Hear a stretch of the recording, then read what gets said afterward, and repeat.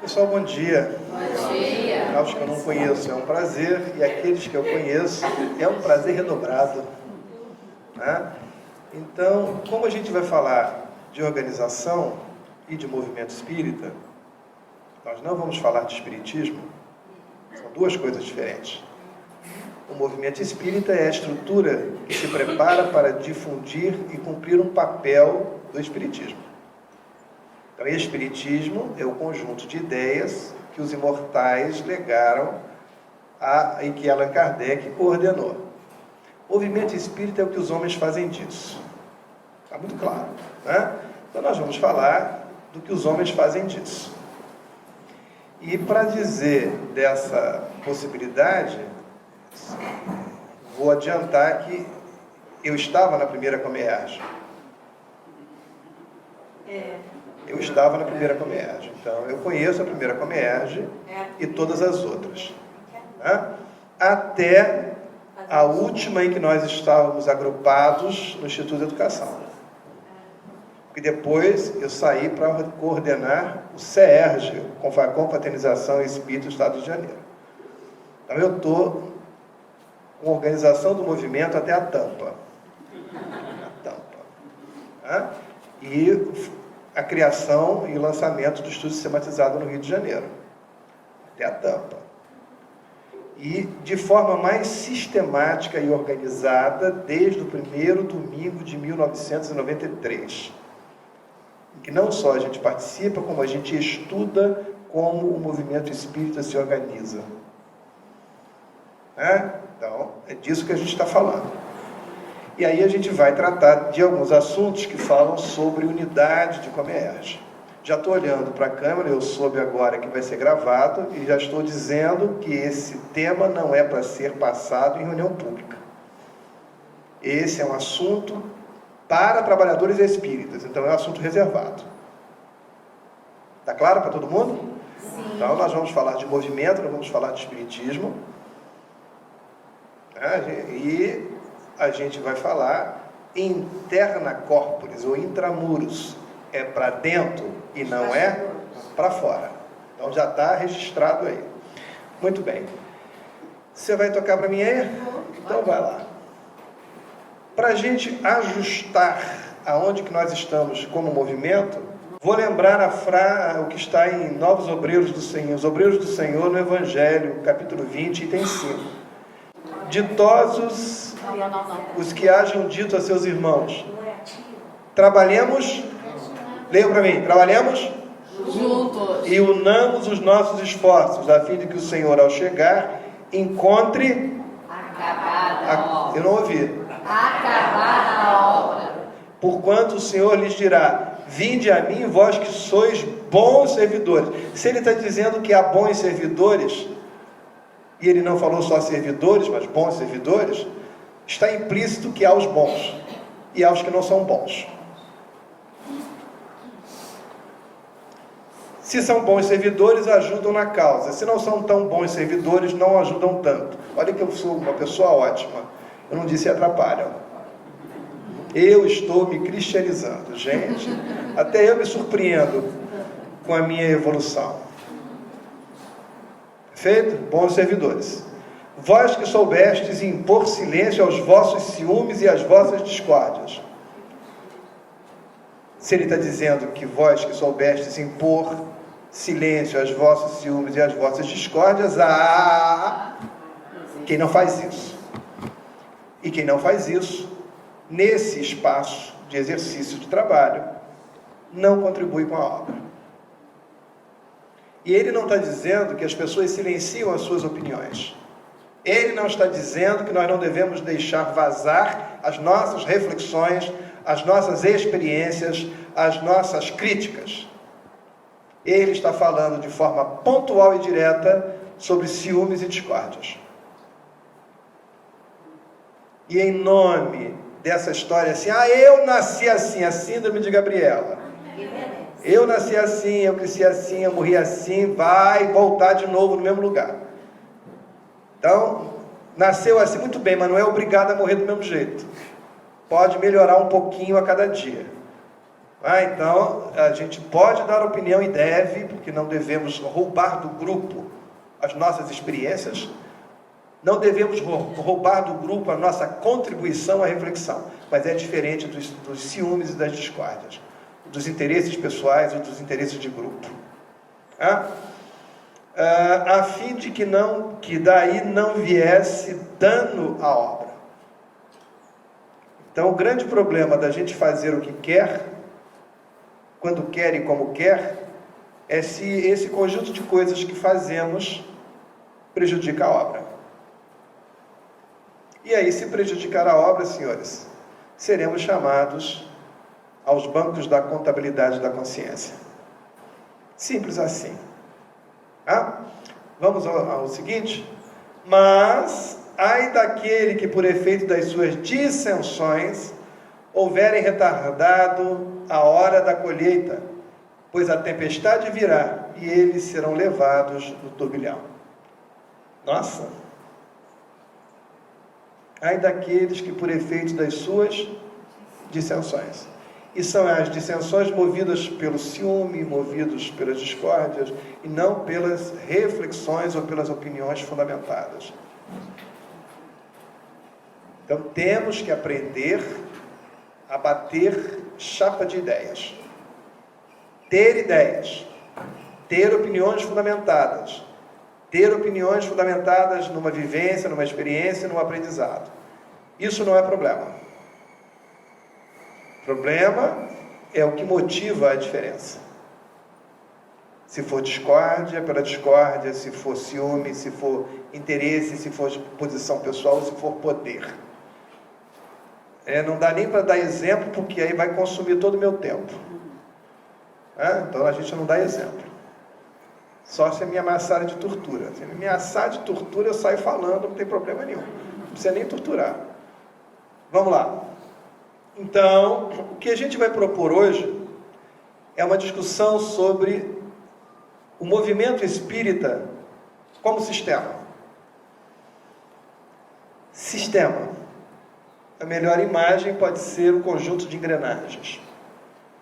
E aí, a primeira coisa é conceituar sistema. Vamos lá. Queremos propor que o movimento espírita seja visto e analisado como um sistema. Mas, afinal, o que é sistema? Sistema é a união de vários elementos. Unidades do sistema. Então, quando eu falo movimento espírita, quais são as unidades do sistema? Casas espíritas. As casas espíritas formam um subsistema que são os conselhos espíritas de unificação. Os conselhos espíritas de unificação, como vários subsistemas, formam um sistema maior, que é o sistema do Estado do Rio de Janeiro.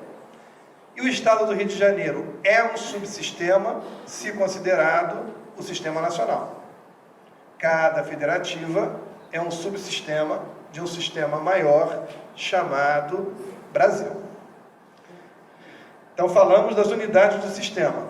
Essas unidades do sistema são intencionalmente reunidas. Então, quando nós reunimos as casas espíritas do Estado do Rio de Janeiro, nós o fazemos intencionalmente. Não se reúne casa espírita para fazer baile. Eu acho. Que aqui tal, falei do exemplo lá. A gente não reúne casa espírita para fazer bingo. A gente reúne casa espírita para a difusão do conhecimento espírita. As pessoas convergem para a casa espírita, convergem as suas energias, as suas experiências, os seus conhecimentos, e dessa convergência a casa espírita cumpre o seu papel, que é a difusão do conhecimento espírita a todo aquele que lhe procura. E aí, essa difusão é para a criança, para o jovem, para o adulto, para o maduro e para os espíritos desencarnados. Divulgamos o Espiritismo, que tem como premissa o maior e melhor entendimento do Evangelho de Jesus. Então, nós não estudamos reencarnação pela reencarnação. Não estudamos imortalidade pela imortalidade. Não estudamos a mediunidade pela mediunidade. Nós estudamos esses princípios todos e de forma coerente e coesa para melhor entendermos o Evangelho de Jesus. Por isso ele é o modelo e guia. Por isso as coisas partem dele e convergem para ele. Então a intencionalidade da casa espírita está clara. São a união de vários elementos intencionalmente reunidos. A primeira questão é se aqueles que foram intencionalmente reunidos cumprem aquilo que trataram fazer. Primeira questão. Aí você vai a uma casa espírita, convidado, e começa a ver práticas que você diz, mas como assim? Me convidaram para falar numa casa espírita. Ah, porque nós aqui temos uma história, e a nossa história... Então, cada casa espírita, mesmo que faça convergência para aquela intencionalidade, tem uma história. Em nome dessa história, esse caminho, essa prática, essa rotina são diferentes. Por isso, cada casa é uma. E todas elas, a partir do ponto da sua história, vão na direção da convergência. Não dá para imaginar que vamos ter duas casas com a mesma história. Logo, não temos duas casas com a mesma trajetória. Ah, são diferentes. Essa é a beleza do movimento. A gente não deve avaliar a casa pelo seu ponto de partida. A gente avalia a casa pelo trajeto que ela está fazendo na direção da convergência. Cada uma delas partiu de um ponto diferente. Logo, elas têm algo a dar diferente nas reflexões. O problema é quando ela parte de momentos diferentes e a gente não consegue vislumbrar o trajeto no ponto de convergência, que é Jesus, pela ótica da doutrina espírita. Então existe a unidade dos elementos que formam as unidades intencionalmente reunidos. E essa intenção tem que ficar clara. Onde está explícita essa intenção, esse conjunto de intenções? Nas diretrizes do órgão federativo. O que é o órgão federativo? É aquele órgão que reúne o conjunto de casas e naquele momento temporal, naquele momento da história, diz as regras para fazer parte desse sistema. As regras são essas, que hoje são diferentes de 20 anos atrás, que eram diferentes de 40 anos atrás, que eram diferentes de 60 anos atrás. E daqui a 20 anos as regras serão outras, adaptadas às realidades, adaptadas às circunstâncias, ao entendimento daquele grupo. Então não é estático. Só não podemos perder de vista a nossa convergência, que é... A nossa convergência é Jesus, pela ótica espírita. Porque o que nos agrupa é a ótica espírita. Então, reunidos de modo a formar um conjunto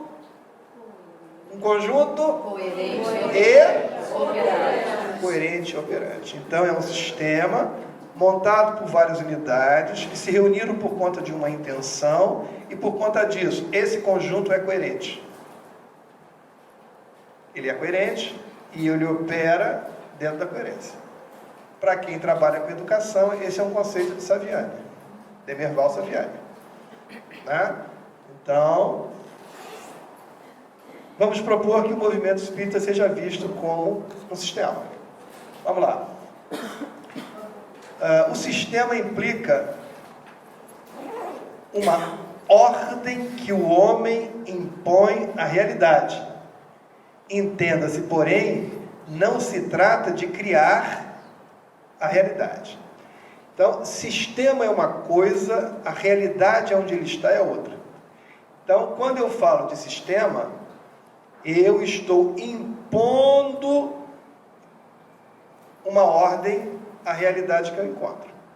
Então não adianta imaginar que as casas surgem de uma realidade diferente da que elas estão. Estão vendo a diferença?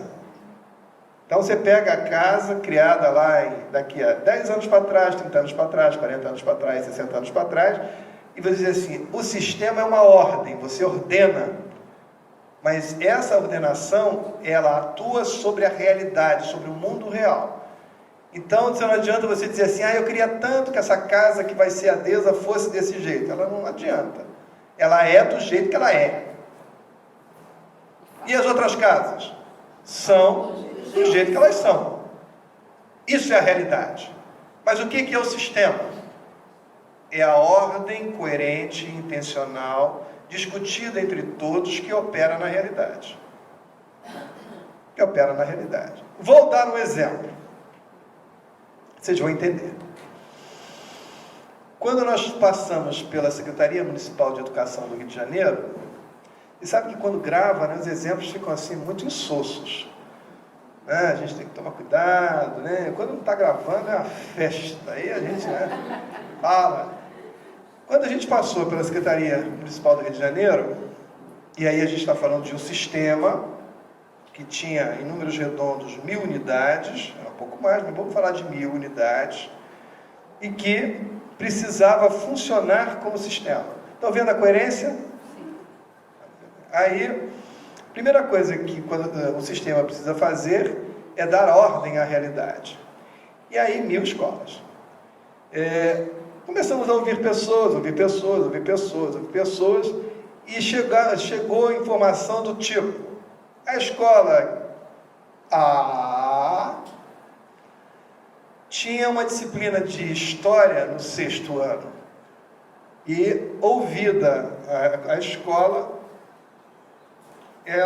o professor deu Revolução Francesa em História.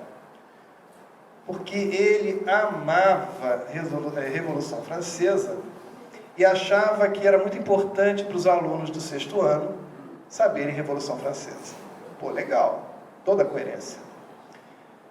Ouvida a mesma escola, para o ano seguinte do 7º ano, o professor, refletindo sobre a sua função e querendo dar o melhor de si para aqueles alunos, chega à conclusão que o melhor tema para ser estudado em História é Revolução Francesa.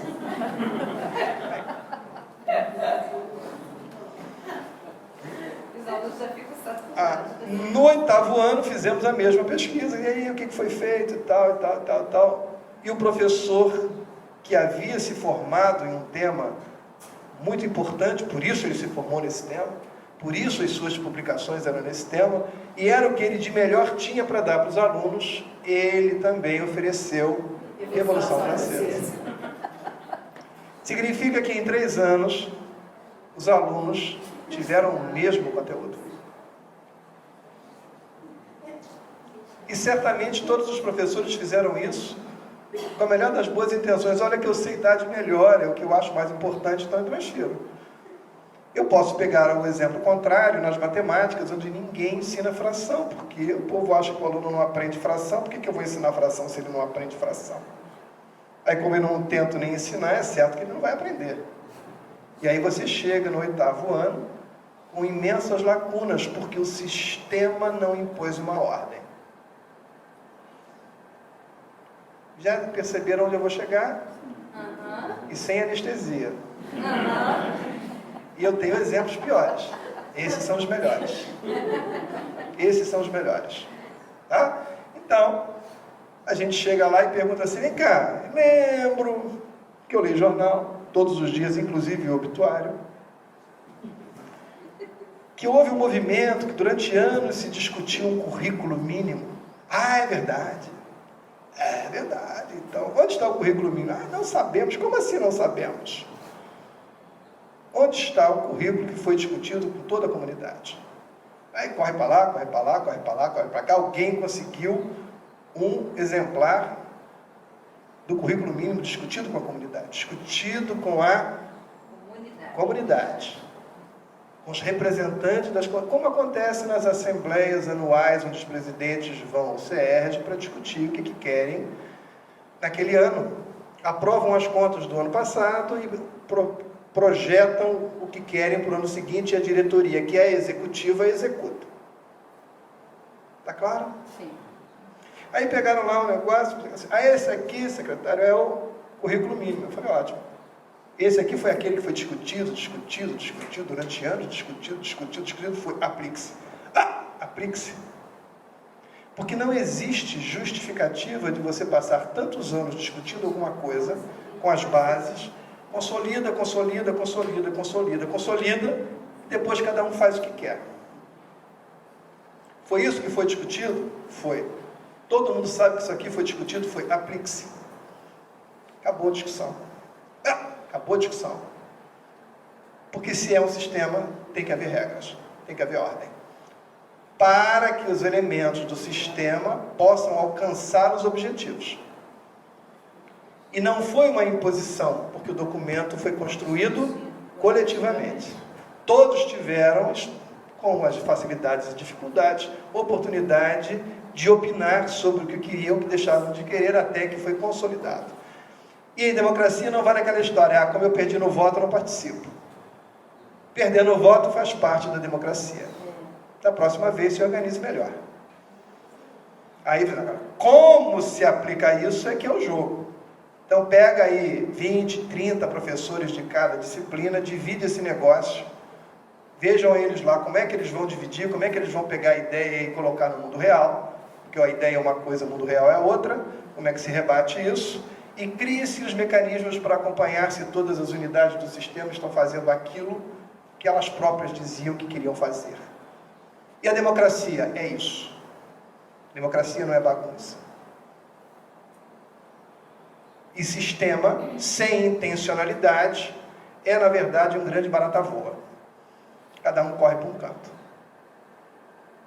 Então, assim que aconteceu, num exemplo concreto, recente, numa cidade que a gente conhece. Então, o sistema implica numa ordem que interfere na realidade.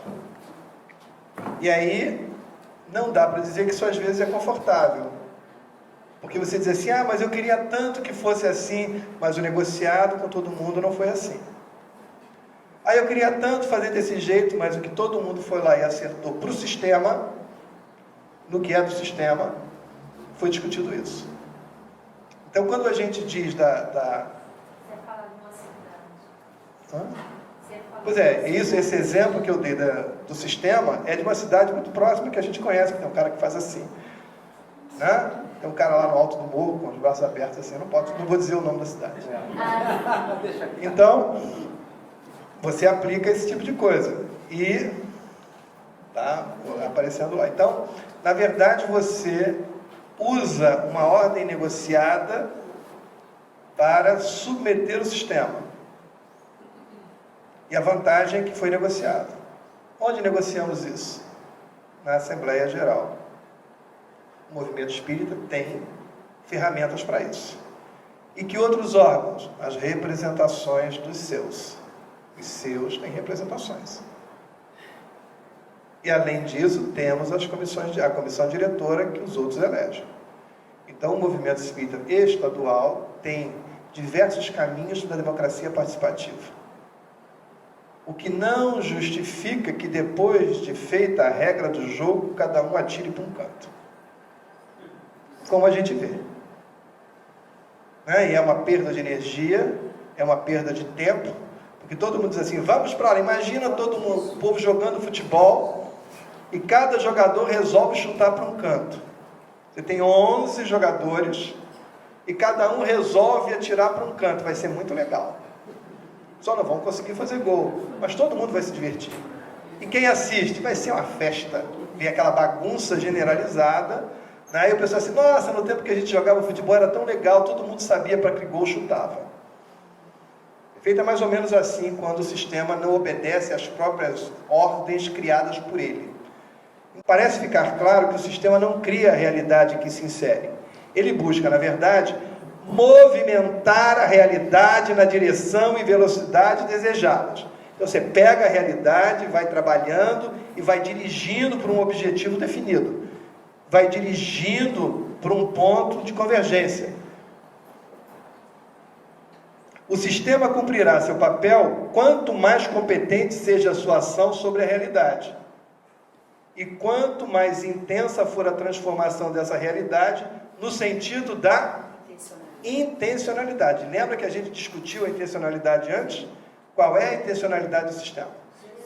Então, quando é isso? E quando a gente está aqui, vou falar de Comerge, qual é a intencionalidade desse sistema, esse subsistema chamado Comerge?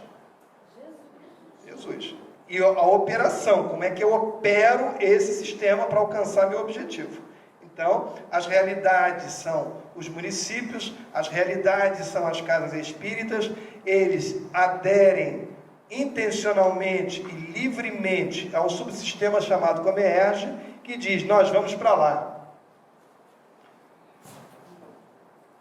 E esse vamos para lá tem a ver com as negociações, com os debates, com as histórias, com a reflexão, com o amadurecimento. Porque antes íamos para lá, aí negociamos, fomos para cá, a história disse que era um pouquinho mais para cá, a experiência mostrou que era um pouquinho mais para cá, e hoje se diz que é para lá. E daqui a 5 anos vai ser o que o coletivo, na sua experiência, na sua maturidade, nas suas reflexões, definirem como objetivo. Mas hoje o objetivo está claro. Então, não seguir a intencionalidade faz com que o sistema não alcance suas reais finalidades. Perde-se tempo, perde-se energia e se tem dispersão. O conhecimento da realidade é condição para o sucesso. Então temos que conhecer a realidade, é o que a gente está fazendo hoje. Está complicado? Não. Alguém precisa de anestesia? Não? Ainda não? Então tá, então vamos adiante. Não se deve confundir sistema coerente e intencional com estrutura, pois que esta última é destituída de intencionalidade. Então, sistema não é estrutura. Esta casa não é sistema. Esta casa que nos acolhe não é sistema, ela é um prédio. O uso que damos dela é que faz dela unidade do sistema. Então a pessoa diz assim, eu tenho uma escola espírita. Pode ter uma intencionalidade que não é do sistema. Eu tenho um bazar espírita. Pode cumprir determinado papel que não seja coerente com o sistema. Eu tenho uma casa espírita. Casa espírita Pai Álvaro. Daqui a pouco será avô Álvaro. Mas por enquanto é pai. E o que você faz? Eu tenho lá umas ideias todas próprias. Por mais que tenha casa espírita no título, não cumpre o papel porque não obedece à intencionalidade do conjunto. Então, o prédio da casa espírita é a estrutura, mas a unidade do sistema é o prédio mais os seus integrantes. São pessoas que dão coerência e intencionalidade. Então você pode ter, às vezes, uma casa espírita, que é o prédio e as pessoas, que cumpre um papel primordial. Muda a diretoria, ela perde a coerência e a intencionalidade. Aí você diz assim, mas o que aconteceu com aquela casa? Fui tantas vezes lá, indiquei tanta gente para lá, o que aconteceu? Mudou a diretoria, mudou, agora eles estão lá, estão fazendo cromoterapia, eles estão fazendo tudo que a gente sabe que não rima com o espiritismo. As palestras públicas são de autoajuda, como se os temas de autoajuda fossem melhores do que os temas que a doutrina espírita nos oferece. Então, o prédio continua lá. Mas quem dá coerência e quem dá intencionalidade, está faltando um N ali, intencionalidade, são as pessoas. E aí começam as nossas responsabilidades. Quando a gente começa a assumir funções, a dúvida é, estou dando coerência e intencionalidade? Estou sendo fiel ao pacto que eu fiz quando assumi? Porque ninguém entra no movimento espírita sem saber disso, na liderança. Ninguém entra. Depois de um tempo que vai dando umas arrumadinhas assim, uns ajustezinhos, para satisfazer as suas necessidades e o seu ego, e os seus interesses pessoais. E aí vai tirando os temas que lhe incomodam. Eu não falo desse tema, negócio de causa e efeito, esse negócio é sério. Vai tirando. E aí só vai discutindo o que lhes interessa, para não doer na consciência, como se isso fosse mudar o futuro. Então a grande pergunta que fica é que quando nós assumimos os cargos de liderança, se estamos ou não mantendo o pacto inicial que fizemos ao entrarmos. E eu volto a dizer, não significa que não haja mudança. De tempos em tempos, as pessoas envolvidas se reúnem, avaliam, impactuam intencionalidades e destinos. Mas quando eles forem fechados, eles precisam ser cumpridos.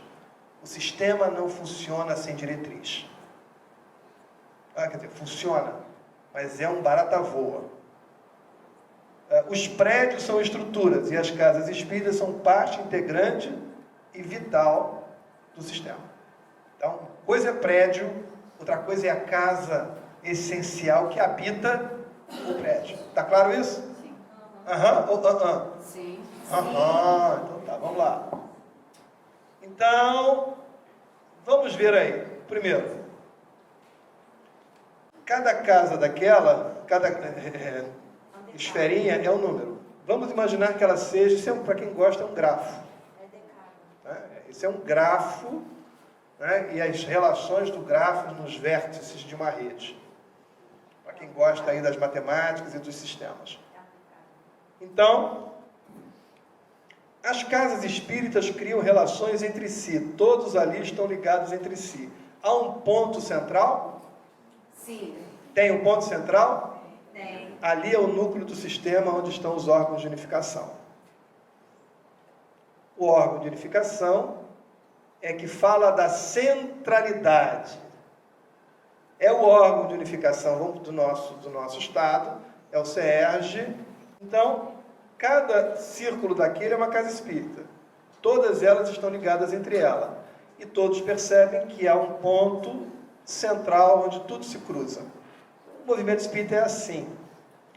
Então há um ponto que é a centralidade, que é a convergência de todas elas, e há um ponto que está na periferia, que são as casas espíritas, e cada uma delas com a sua singularidade. Então as casas não foram feitas para serem iguais. Cada casa é singular. Cada casa é única. Isso está o colorido do movimento espírita.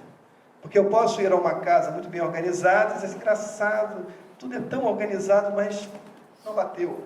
E vou numa outra casa tão bem organizada quanto, e dizer, nossa, isso aqui bateu no meu coração. Porque as casas são singulares, cada uma é uma. Mas apesar de cada uma delas ser uma, há um ponto de centralidade que faz com que haja coisas comuns entre todas elas. Eu poderia usar esse modelo de rede e dizer que cada círculo daquele é um polo de comércio. Cada polo tem a sua singularidade, mas o conjunto de polos que forma o subsistema tem um ponto central que caracteriza a união dessas partes em separado. Há uma centralidade e há uma singularidade. Então, o que esse símbolo pretendeu representar? Pretendeu. Cada fatia é uma casa e ela tem o seu colorido pessoal. Não é igual. Mas no centro de todas as casas é igual. É isso que faz com que cada casa possa participar de um sistema. O que reúne as casas é igual para todas, é o ponto comum. Então, as casas que estão no movimento espírita deveriam ter a sua centralidade semelhante. O que está na centralidade? As ideias negociadas no coletivo e assumidas por todas que um dia voluntariamente resolveram ser adesas ao CERJ, ninguém as obrigou. Vou repetir. Está na centralidade o conjunto de ideias que um coletivo identificou como importantes para todas as casas. E as casas, quando buscam a adesão ao sistema, voluntariamente, ninguém as obrigou a dizer assim, eu conheço o conjunto de ideias dessa centralidade e eu quero fazer parte disso. Eu quero fazer parte disso. É voluntário, não é obrigatório. E aí você assume que algumas coisas são da centralidade. É isso que faz o sistema. É esse conjunto central que diz que aquelas casas são ligadas entre si por um princípio maior, por uma intencionalidade. E o resto em torno tem o colorido. E o que seria aquele branco lá? Aquele branco seria a comunidade em que cada uma das casas está inserida. Então, entre a comunidade e a centralidade, existe a contribuição única de cada casa. Então, as casas não foram feitas para serem iguais, mas os princípios que as fazem unidades do sistema são os mesmos.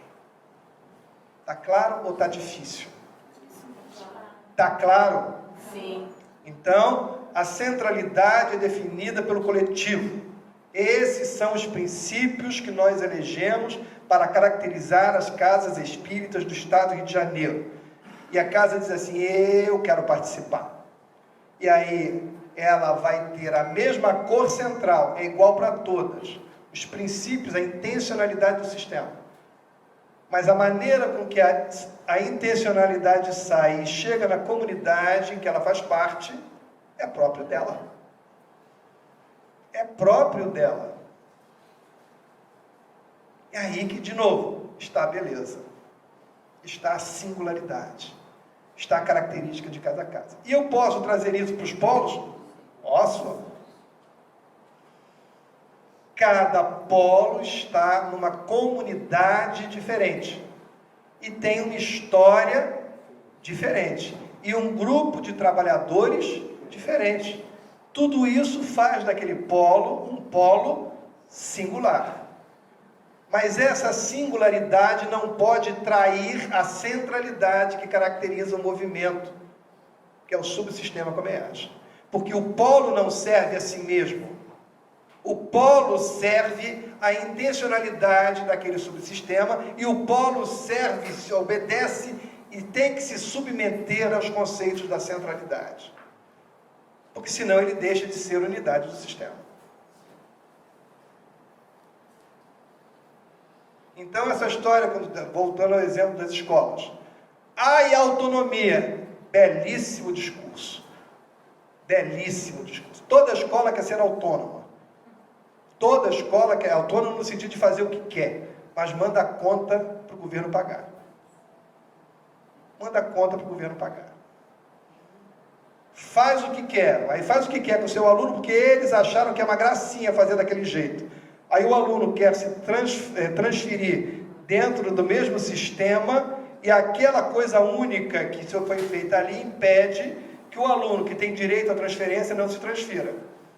Porque aquela escola resolveu fazer daquele jeito e impede que aquele aluno não exerça o seu direito de transferência dentro do próprio sistema, porque algum iluminado resolveu fazer completamente diferente. Então, nós estamos discutindo organização interna de um sistema, sem perder a beleza de cada um dos polos de cada uma das casas, sem abrir mão da singularidade de cada polo e de cada casa. Mas lembrando que a singularidade se contrapõe à centralidade, que há um conceito principal, há uma intencionalidade. E essa intencionalidade se manifesta, se irradia, se materializa a partir da casa espírita, quando falamos do sistema de unificação e se irradia pelos polos quando falamos do sistema, do subsistema Comerge. Está clara a ideia? Porque está todo mundo com o olhão desse tamanho assim, com a boca desse jeito, e fala assim, meu Deus do céu. E essa é só a primeira parte. Isso é só a primeira parte. Tá? Então, nós vamos ter essa singularidade e essa intencionalidade. Vamos adiante, Sarinha? Então, pergunta. Vamos tornar a coisa agora mais concreta. Qual é o papel da Comerge como parte integrante do sistema chamado Movimento Espírita? Então, antes de ir adiante, eu li as diretrizes. Aí eu fiquei até feliz, Darcy, porque eu vi lá o nome de Maria Elide, que começou lá em 75, a quem eu devo a minha formação inicial, quem pegou na minha mão na mocidade e me levou em todos os caminhos e todos os passos, né, foi Maria Elide, com a colaboração direta de Mário Barbosa, né, que estava sempre com a gente, e alguma participação lá do Raul, porque eu sou de Niterói, e do Vanderlei Coutinho. Então, vê-los na organização do que gerou a Comerge, né, me deu uma alegria, me deu uma saudade. Depois eu comecei a ler aquelas coisas lá e falei assim, meu Deus, eu estava aqui. Eu estava aqui na primeira. Então, li as intencionalidades, as missões, muito bem. Ali estão as intencionalidades doutrinárias. Eu vou apresentar uma intencionalidade de organização. Então, qual o papel? Como gestão, é um evento de mobilização. O que eu vou fazer com a mobilização, está lá. Aí cada uma daquelas etapas. Que é diferente de um evento de qualificação, um evento de aprimoramento. Isso aqui não é evento de mobilização. Este encontro não é mobilização. Então eu posso fazer uma mobilização para uma série de coisas.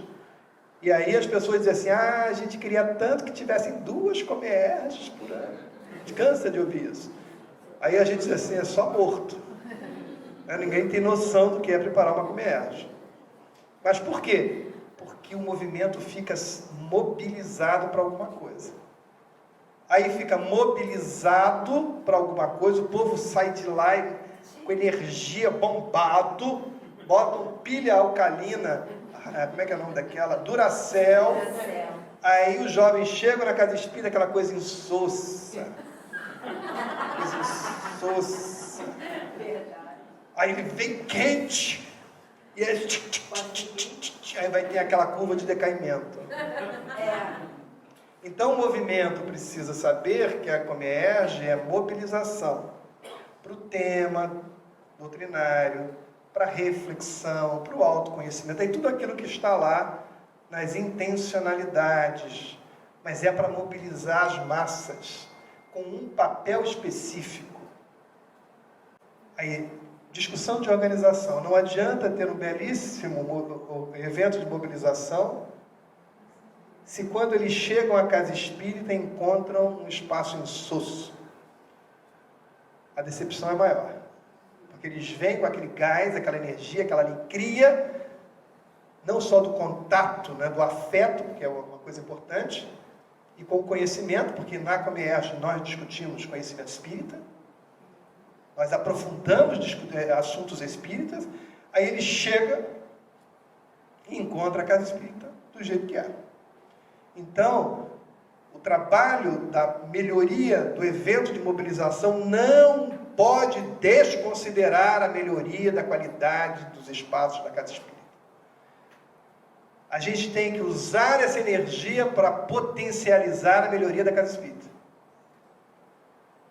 Daí a necessidade de a gente, em algum momento, trabalhar com os coordenadores de mocidade, para que eles saibam o que é isso e que eles possam aproveitar esse potencial do jovem que aporta na casa espírita pós-Comerge.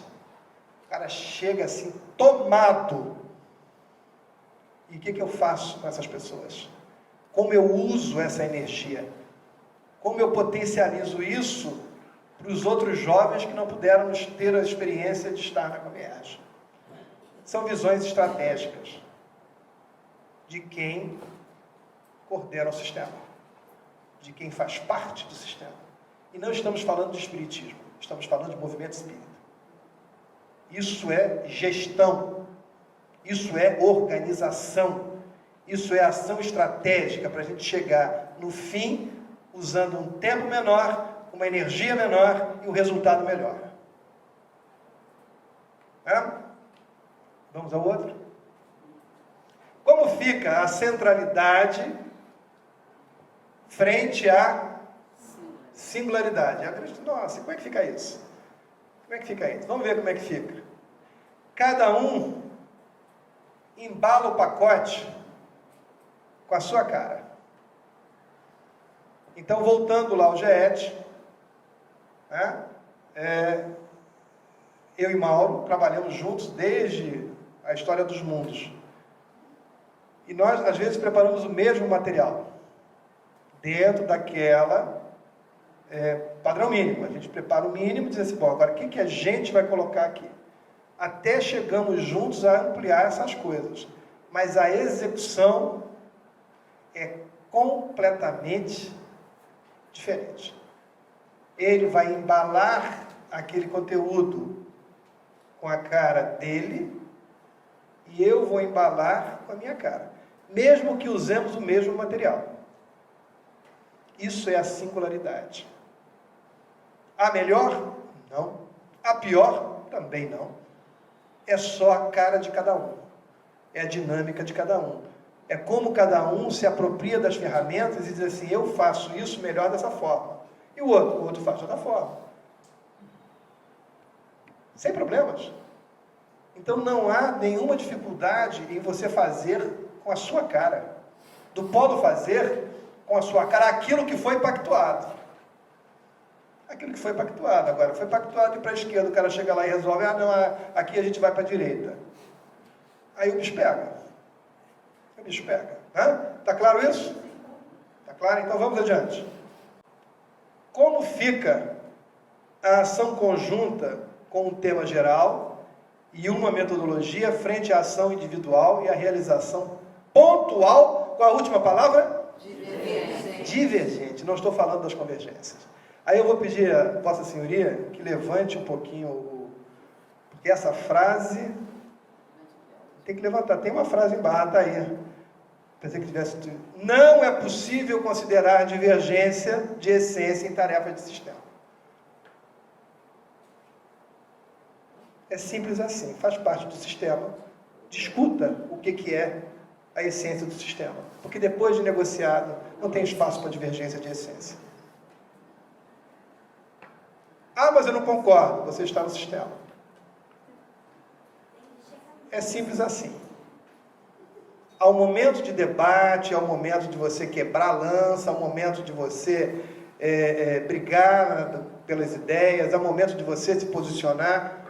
Fechou a questão, fechou a questão. Não concordo e não vou fazer, sai do sistema. Se há alguma coisa que atenta a você, você não pode estar no sistema. É simples assim. Se a gente pensasse assim, nós deixaríamos de ouvir um monte de história de pessoas que entram numa casa espírita escrito no alto assim, casa espírita, não sei das quantas, baseada nas obras e nas ideias de Allan Kardec. Aí a pessoa entra porque alguém colocou na porta que aquela casa espírita tinha fundamento kardeciano, codificação espírita, e lá tem de tudo, menos Kardec. Aí a gente ia poupar os companheiros dos seus de terem que conviver com um monte de casa espírita que há muito tempo traíram a origem e a centralidade. O que é o direito deles? É um direito deles fazer daquele coletivo o que eles bem entenderem. Só não podem dizer para o povo que aquela casa é espírita quando não é. Olha como é simples. Não pode ficar vendendo na livraria livro que atenta contra a ideia espírita, apesar de se dizer espírita. E passo a semana contando dessas atrocidades que nós, no movimento espírita, fazemos contrariamente à ideia espírita. Lembrando que a casa espírita deve existir para difundir a ideia espírita. Ah, mas eu penso assim, faz terapia. Faz terapia. Você tem problemas? Faz terapia. Tem coisas que o espiritismo não dá conta, gente. Tem coisas que só terapia dá conta. Vai fazer terapia. Mas aí você tem problemas de personalidade, você tem problemas mal resolvidos e vai fazer mudanças na casa espírita para satisfazer o próprio ego. O que o coletivo tem a ver com isso? Nada. Vai fazer terapia. Se for jovem, melhor ainda, vai conseguir se arrumar para o resto da vida. E se for velhinho, não se esqueça que a emoção ajustada é um ajuste que você leva para depois da morte. Então, tudo tem motivo para fazer terapia. Faz terapia. Por quê? Certas coisas o conhecimento espírita não dá conta. Ele ilumina, bota luz sobre o fato. Mas algumas questões são próprios da individualidade. São problemas que nós temos, são questões não resolvidas que nós temos e que nós arrastamos para o sistema. E eu não tenho tempo para tratar com algumas coisas assim. Não é insensibilidade. É porque você não pode trabalhar um caso concreto quando você tem 1000 unidades do sistema. Ah, tadinho, que dano faz ao sistema? Quantas pessoas vão àquela casa espírita? Aí, recentemente, alguém me escreve lá, dizendo assim, Álvaro, aquela casa que indicaram lá para aquela minha amiga ir, ela foi e tinha um assunto lá sobre família, do Evangelho. E aí o expositor caminhou de família, ele saiu para os modelos de família e caiu numa discussão sobre esse modelo de família que está sendo apontado na Câmara do Congresso, esse modelo fechado, e desancou de forma absolutamente vulgar e grosseira os companheiros que têm uma opção homossexual. Não era o tema. Primeiro, não era o tema. Segundo, foi buscar um apoio para um tema na Casa Espírita num lugar muito questionável que é o atual Congresso. É questionável, mas não chegou lá nem por sorteio nem por concurso. Ele chegou lá pelo exercício democrático do voto. Então, por pior que seja, é o Congresso que o processo democrático colocou lá.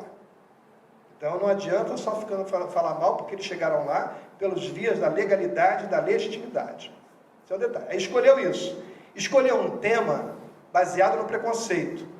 E quando trouxe para cá, carregou de preconceito. Então, não é um tema que mereça ser falado, de forma tangencial, porque ele é grave, ele mexe com a intimidade das pessoas, ele mexe com a história das pessoas, ele mexe com a emoção, ele mexe com as dores que a pessoa que tem essa opção está vivendo, porque apanha de manhã, de tarde, de noite, de todo mundo. Mas foi de tal ordem que a pessoa escreveu para essa minha amiga assim, como é que você me manda para uma casa em que o cara desancou? E quando ele terminou de desancar de forma grosseira e vulgar esse tema, as pessoas praticamente levantaram para aplaudir.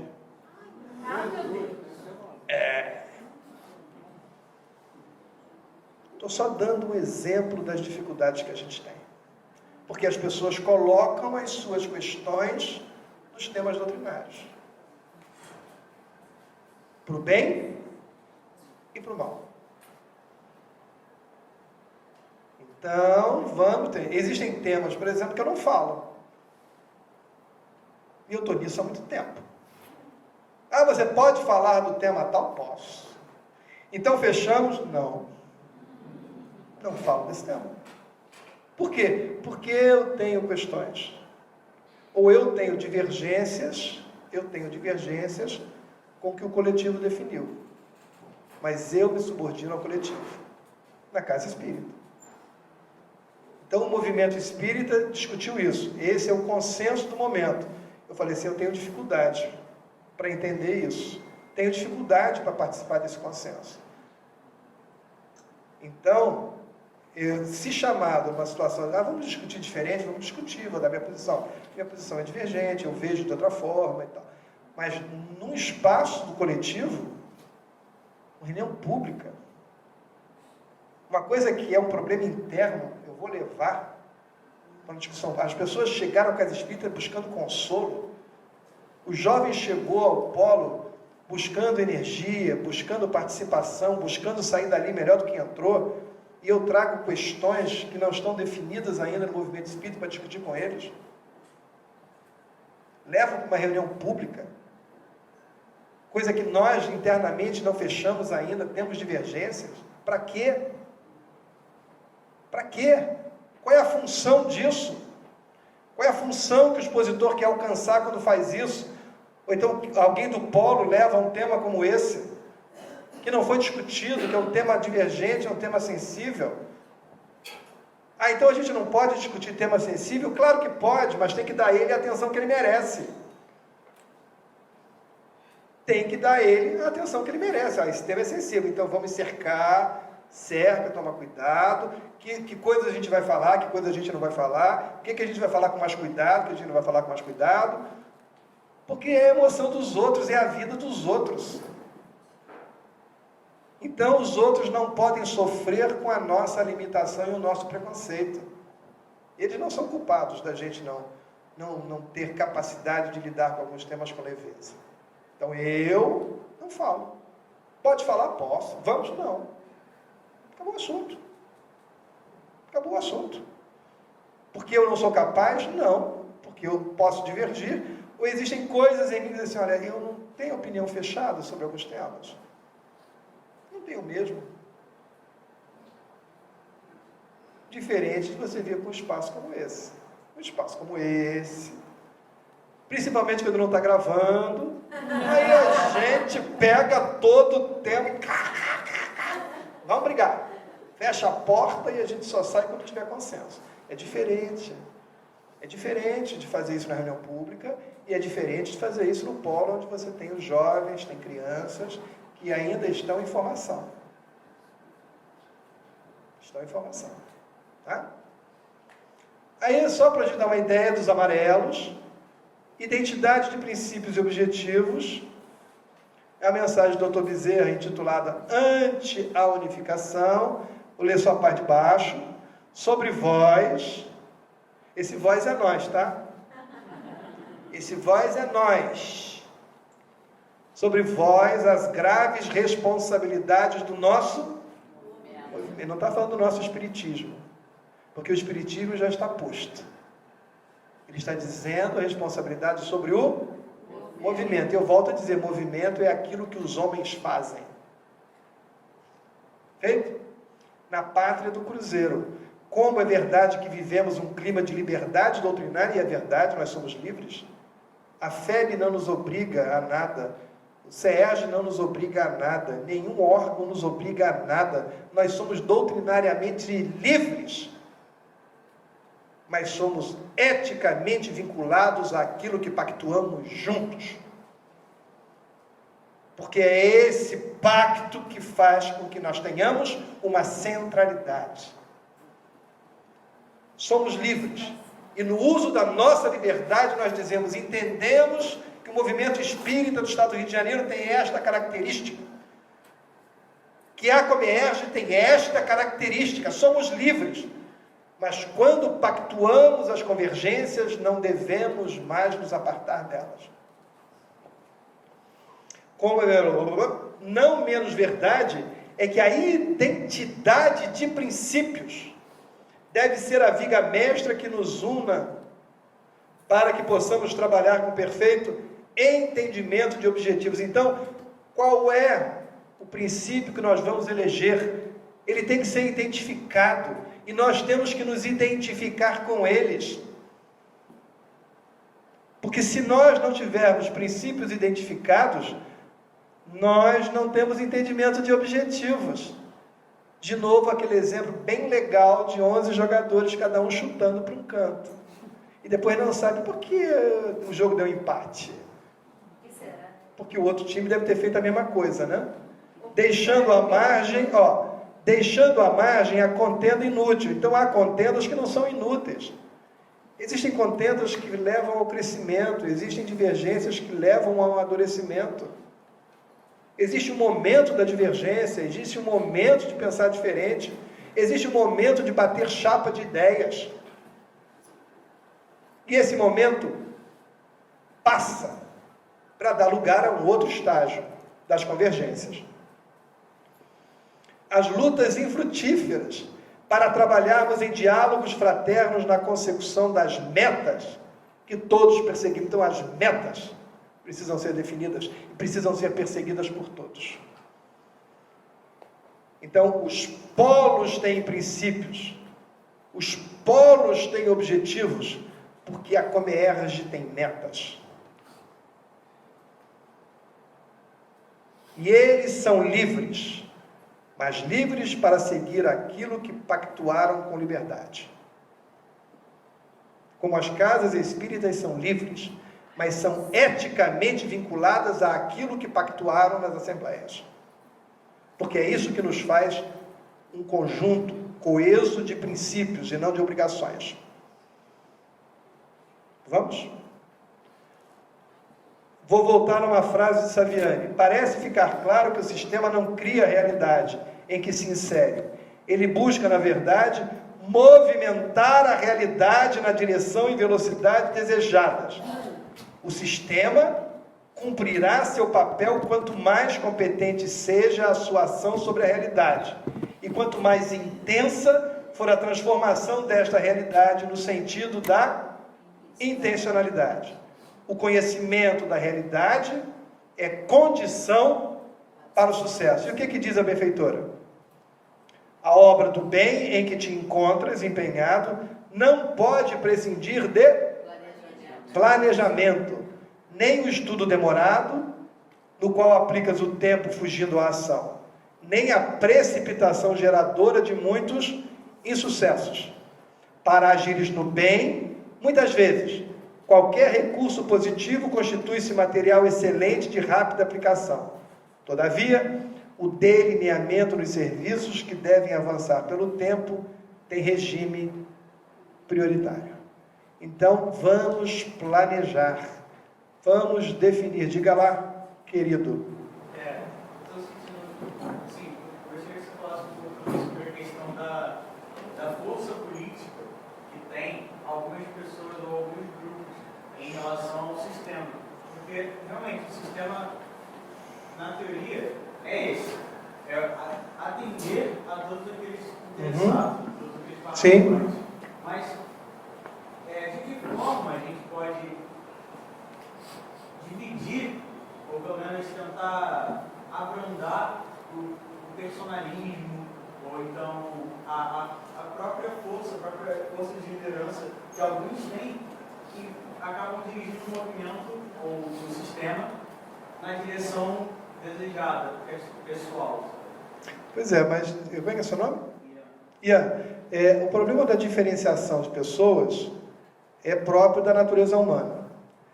E algumas pessoas têm essa característica, elas falam melhor, elas têm um poder de argumentação maior, eles são capazes de listar algumas ideias, e isso tudo junto faz com que eles tenham vantagens na hora de propor as ideias. É disso?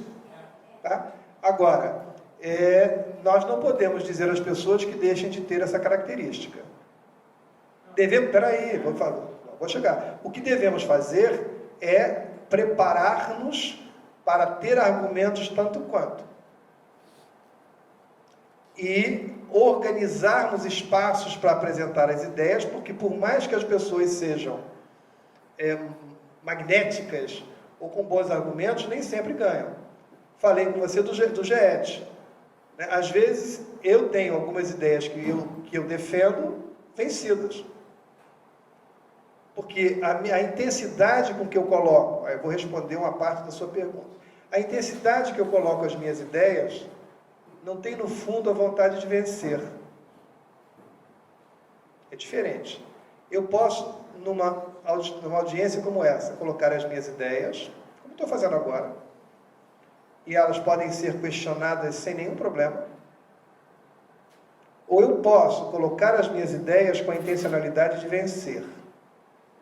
São duas coisas diferentes. E aí, depende muito da emoção de cada um. E quando a gente percebe que o outro está colocando os argumentos com a necessidade de vencer, a gente tem que se contrapor. Mas para isso a gente tem que se preparar, porque o sistema é democrático. Nenhum de nós é obrigado a seguir ou a se submeter às ideias. Mas as pessoas têm mais capacidade de apresentar ideias, apresentar argumentos, e outros não têm. Isso faz parte do jogo. Mais um ponto. Você está falando de democracia, ok? Mas a gente tem que entender que o nosso conceito de democracia, ele muitas vezes é autocrático. O que eu quero dizer por isso? Se você for parar para pensar na sociedade, a minoria nunca vai ganhar da maioria. E ainda assim, se depender da boa vontade da maioria, para que a minoria tenha os seus direitos, fica difícil. É isso que eu estou puxando.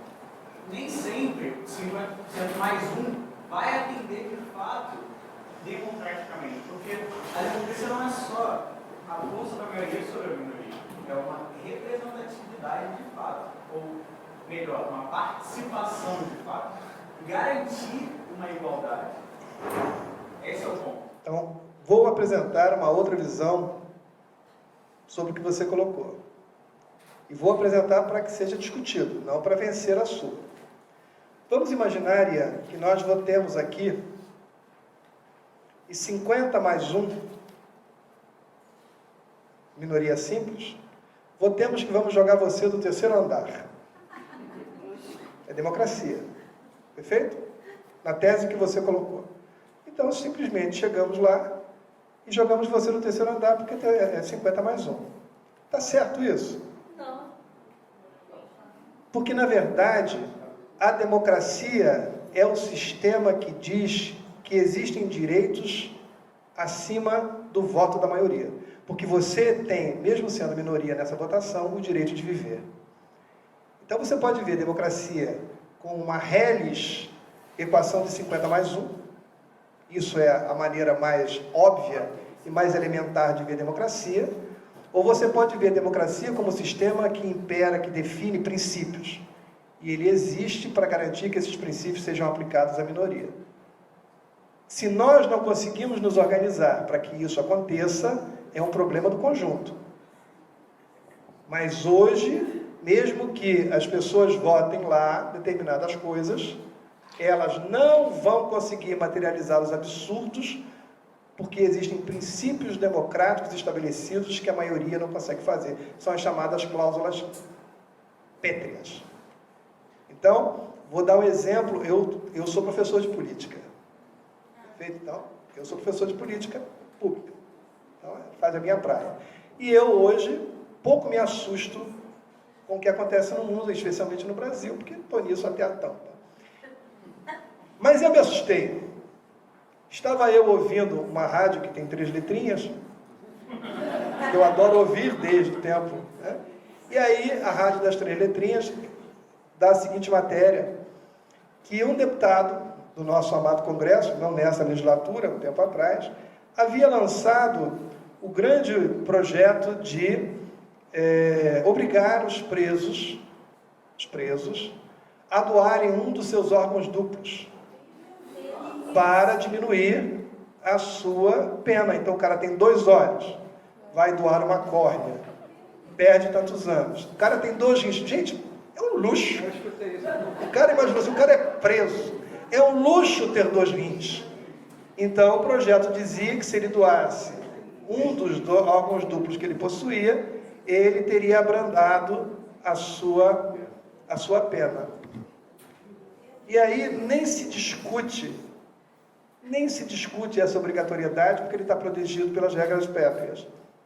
em que você não pode comercializar o corpo, órgãos do corpo, faz isso no mercado negro, mas você não pode, pela lei, fazer isso mesmo que fosse uma maioria qualificada de 3/5 do Congresso.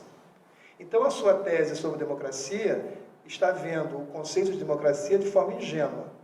A democracia é isto, mas ela é, acima de tudo, um conjunto de princípios que tem que ser aplicados a todos. Na sua questão específica, você pode estar querendo me dizer que algumas coisas, alguns princípios, não estão sendo seguidos pela maioria. A maioria, ao votar 50+1, não segue os princípios. Talvez os princípios não estejam claros. Talvez os objetivos gerais do encontro não estejam claros. Porque quando alguém propõe uma coisa, como você falou aí, isso assim, o cara pode ser poderosíssimo no magnetismo.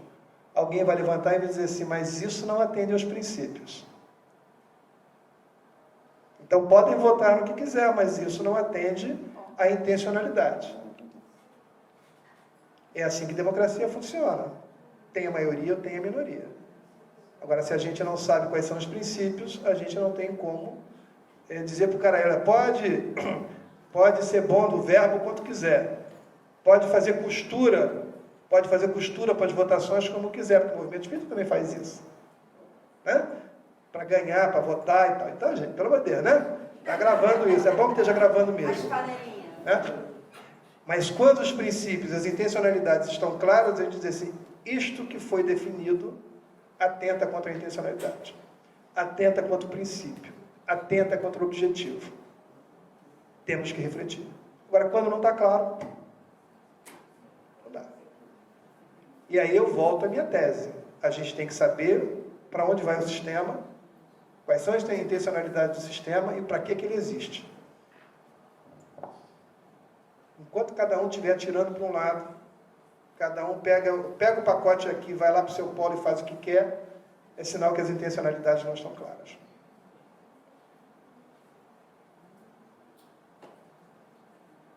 Democracia não é isso só que você está falando.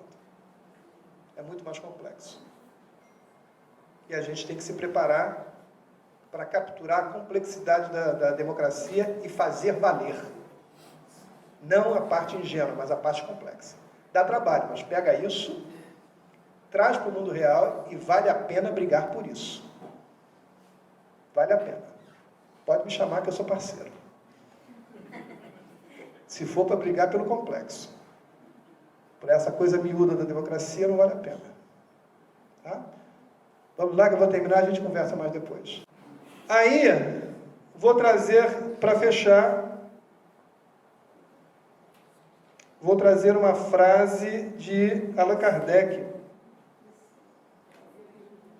quando, em 1888, se comunica pelo médium Frederico Pereira da Silva Júnior, aqui no Brasil, já desencarnado, numa mensagem para espíritas brasileiros. É uma mensagem longa, que eu tirei essas partes. Vou ler o todo, porque esse é o meu fechamento. Como e de que modo, meus amigos, é possível que eu seja injusto para convosco naquilo que vou dizer? O vosso trabalho, feito de todo acordo, não com a doutrina, mas com o que interessa exclusivamente aos vossos sentimentos,